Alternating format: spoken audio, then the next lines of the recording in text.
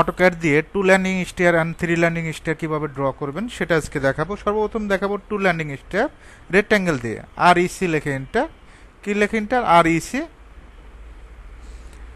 Enter দেব। First one click, একদিকে আমরা নেব 16 ফিট কমা দেব, আর একদিকে 7 ফিট 5 ইঞ্চি, আশা করি নিতে পারবো। পার্টিশন হল কত ইঞ্চি? 5 ইঞ্চি, ও লেখে এন্টার, 5 লেখে এন্টার, আউটসাইডে 5 ইঞ্চি নিয়ে নেব।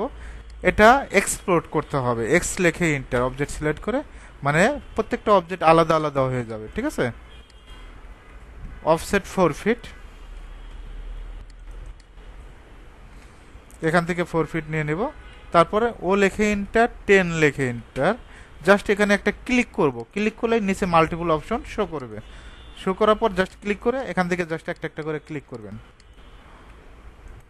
ওকে, তারপর রেলিং স্পেস দিতে হবে, এল লেখে এন্টার, এই পয়েন্ট থেকে এই পয়েন্ট।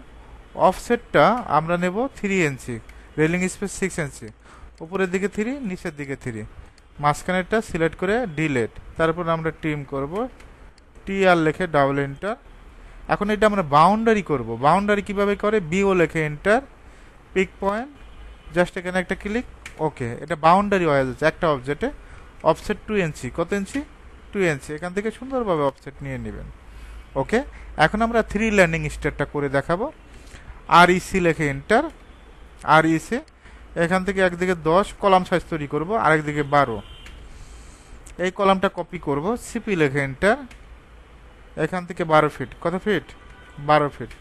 একইভাবে এই দুইটা কপি করব, সিলেক্ট করে CP লেখে এন্টার, এই পয়েন্ট থেকে কত ফিট নেব? 12 ফিট নেব। তারপর লাইন L লেখে এন্টার, এই পয়েন্ট থেকে এই পয়েন্টে ক্লিক করব। একইভাবে আমরা এই পয়েন্ট থেকে এই পয়েন্টে ক্লিক করব, এই পয়েন্ট থেকে এই পয়েন্ট। অফসেটটা 5 ইঞ্চি, ও লেখে এন্টার, 5 লেখে এন্টার, 5 ইঞ্চি ভিতরের দিকে অফসেট নিয়ে নেব। অফসেট 3 ফিট 6 ইঞ্চি, কত ইঞ্চি? 3 ফিট 6, এখান থেকেও আমরা 3 ফিট 6, এখান থেকেও 3 ফিট 6।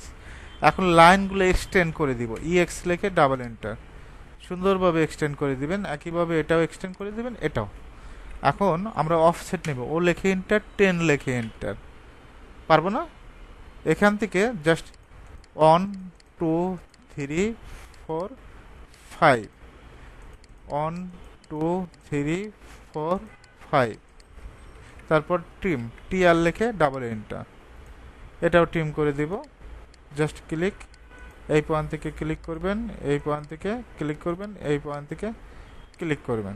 তারপর এটা সিলেক্ট করে ডিলেট। এখন বাউন্ডারি করবে, BO লেখে enter, pick point, just click. অফসেটটা ও লেখে এন্টার, 2 লেখে এন্টার। এই হলো 2 ল্যান্ডিং স্টেয়ার, এটা হলো 3 ল্যান্ডিং স্টেয়ার।